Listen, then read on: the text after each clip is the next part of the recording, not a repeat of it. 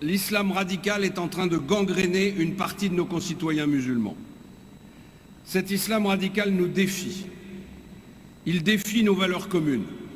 Je ne le laisserai pas faire. Je veux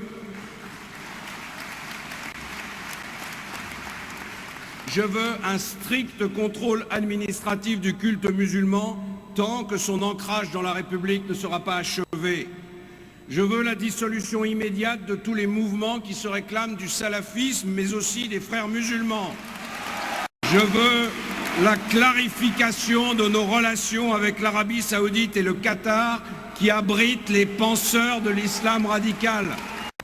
Le catholicisme, le protestantisme, le judaïsme ne dénoncent pas les valeurs de la République. Cessons donc de faire croire qu'il faut durcir les règles de la laïcité au prix d'atteintes inacceptables à la liberté religieuse, alors que seule la poussée intégriste qui enflamme le monde musulman est une menace pour notre société. Chez nous, il est pauvre socialement et pauvre intellectuellement. Mais il y a un renouveau, il y a des jeunes philosophes, il y a des jeunes profs qui sont... on promeut un islam des Lumières, comme il y a ceux qui promeuvent un islam radical et dangereux. Si c'est une bataille politique qui va durer des années et des années. Lapidation. Lapidation. Moi, je serais dans un pays musulman, je dis oui. Pays musulman. Bah oui, c'est une loi divine. C'est une loi divine. Couper la main à un voleur, je suis d'accord. Je suis d'accord. C'est pas divine, c'est une loi. Non, elle est loi divine. C'est une loi divine. Mais les lois, elles doivent être divines ou elles doivent être contrôlées par les hommes? Attendez, moi je parle dans un pays musulman. Oui, d'accord. Dans un pays Mais si la France devenait un pays musulman, par exemple, Roubaix, vous êtes en passe de devenir majoritaire. Si la France devenait majoritairement musulmane, la loi divine s'appliquerait? Moi, je serais un partisan, effectivement, de dire que si demain la France devient musulmane, bah, effectivement, c'est la charia qui devrait prendre le truc. Et alors... Juste un truc, là vous me faites peur. C'est vrai? Non, non. Voilà, donc ça s'agrandit. Ces valeurs que vous avez conquises de longue lutte, hein, êtes-vous prêt à les défendre? Nous éprouvons tous aujourd'hui un sentiment de révolte, sur tous les bancs. Toute la France est en deuil. Il faut se recueillir, mais il faut surtout agir. Et nous ne serons pas jugés sur de grands discours, mais sur nos actions. Allons-nous subir ce monde de terreur pour nos enfants? Ça suffit. Et Mera, Kouachi, Koulibaly, Mostefai, ils étaient tous fichés. Et leurs dérives islamistes connues grâce au travail de nos forces de l'ordre. Tous les individus en fichier S pour radicalisation ne peuvent plus être en liberté. Expulsion des étrangers, déchéance de nationalité pour les binationaux, mais aussi, et c'est le centre du problème, centre de rétention pour ceux qui sont nés français sans prendre aujourd'hui le risque d'attendre. Face à la menace terroriste et à la définition des moyens juridiques exceptionnels dont nous avons besoin pour affronter le terrorisme de guerre, nous devons tous, je pense que nous pouvons être d'accord, privilégier l'intérêt national et l'efficacité concrète. Et il ne devrait pas y avoir de place ni pour l'invective ni pour la polémique. Oui, la France est en guerre contre le terrorisme, le djihadisme et l'islamisme radical. La France n'est pas en guerre contre une religion. La France n'est pas en guerre contre l'islam et les musulmans. La France protégera, comme elle l'a toujours fait, tous ses concitoyens, ceux qui croient comme ceux qui ne croient pas. Avec détermination, avec sang-froid, la République va apporter la plus forte des réponses au terrorisme.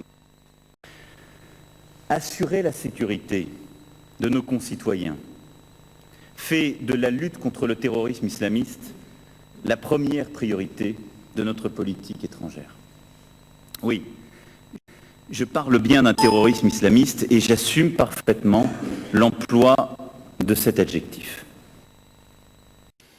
Ce qui s'est produit hier à Paris et à Saint-Denis, près du Stade de France, c'est un acte de guerre.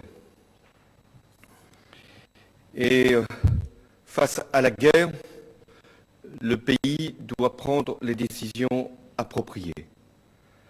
C'est un acte de guerre qui a été commis par une armée terroriste, Daesh, une armée djihadiste contre la France.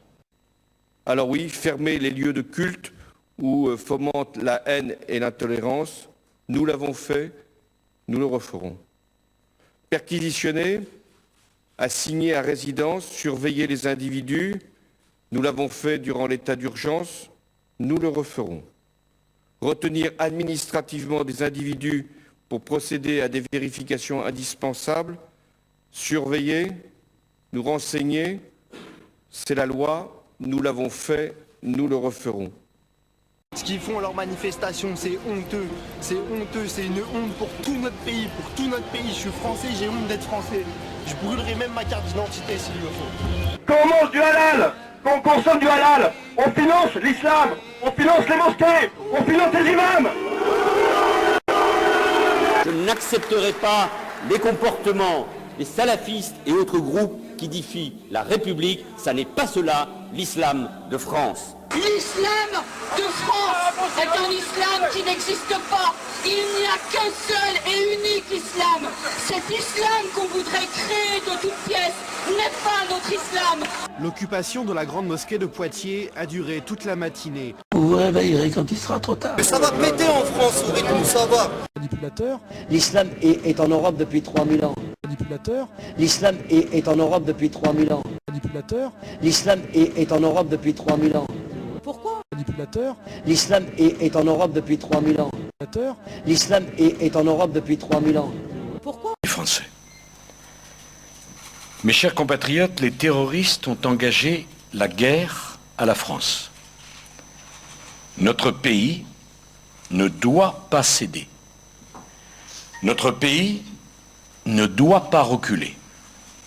Partout en France, nous reviennent des messages qui montrent à quel point notre peuple est déterminé à vaincre la barbarie djihadiste. Notre priorité absolue, c'est la lutte contre le terrorisme et l'éradication des groupements terroristes et en particulier de Daesh. C'est le fil directeur de notre action en Syrie. Old alliances and form new ones and unite the civilized world against radical Islamic terrorism, which we will eradicate completely from the face of the earth. Assurer la sécurité de nos concitoyens fait de la lutte contre le terrorisme islamiste la première priorité de notre politique étrangère. Oui, je parle bien d'un terrorisme islamiste et j'assume parfaitement l'emploi de cet adjectif.